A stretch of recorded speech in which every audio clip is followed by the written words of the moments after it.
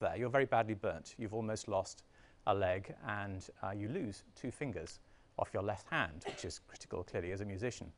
And you have to relearn how to play the guitar. You decide you're going to give up the violin completely, you're going to give up the banjo completely, you're going to focus just on the guitar, and you're going to learn how to play it just using the first 2 fingers of your left hand for all the work that you need to do.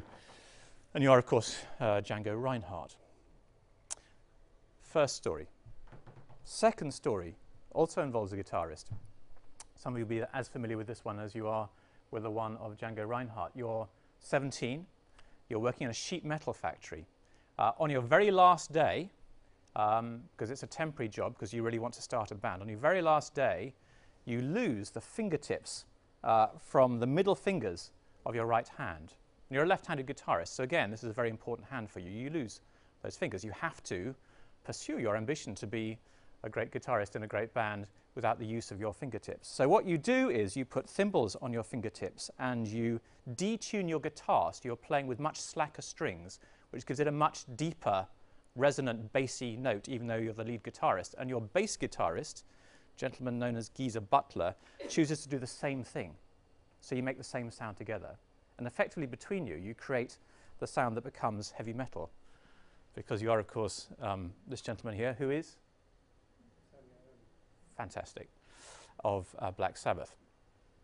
It's an Olympic year, so the third story of the missing fingers is to do with actually the war. A lot of the armed services were very keen fencers, and during the war they lost fingers. They lost a finger here, there, or a fingertip there. And any of you fencers in the audience? Okay, if you were, as a child, you were probably taught with a French foil, which is a very simple handle, very long, thin handle. But for these disabled armed services veterans, they created the orthopedic foil. The orthopedic foil, effectively, as you see, is more like a pistol grip. So it allows you to have full control of the foil, or the épée, even if you've got very limited use of your fingers. And what's interesting, of course, is that what is apparently created for people with very particular constraints has now become the Olympic weapon of choice. And that increased grip allows you much greater maneuverability in all those rather difficult and complicated and fancy things that you see the Italians and the Romanians and whoever is the current world champion actually doing.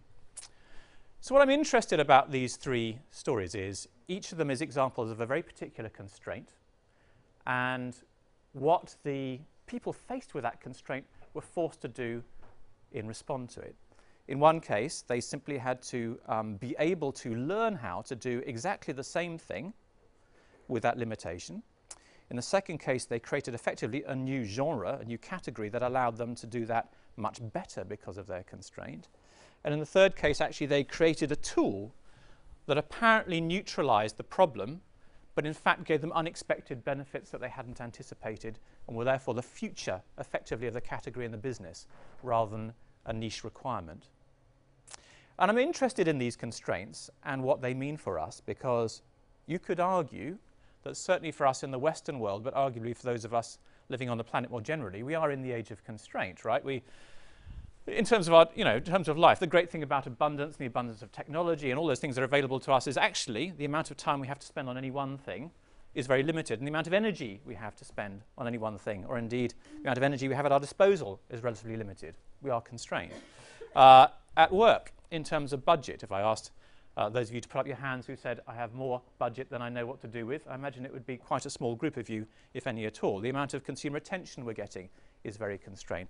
What we do with the planet in terms of the resources available to us. We are living in a very constrained age, and what we will be defined by, I think, going forward, is whether we see constraint as enabling or disabling, fundamental choice. And secondly, if we try to see it as enabling, understanding how to genuinely take advantage of that and make that into something that is a genuine upside, as the Americans say, as a plus, that allows us to innovate and flourish rather than die of asphyxiation. Fundamental fork in the road for us, both personally and professionally. So what this is about is trying to explore that notion of enabling constraint. How do you make a constraint beautiful? How do you make it something that leads to an outcome that was better than the one you had before? So for instance, just very crudely looking at those 3 stories of the missing fingers I talked about before, you can see that more or less exactly the same constraint leads to three different outcomes here, right? In the first case, it forces you to become much more skillful, Django Reinhardt, at using the more limited resource you have. It forces you to match or exceed your previous ability. Second, Black Sabbath guitarist, precipitates the creation of a new genre, which is better suited to the resources that you have. Or third, fencing, prompts the invention of new tools that allow you not to simply compensate, but perform better than you could before and become the tool of choice actually for everybody who wants to be successful in what you're doing.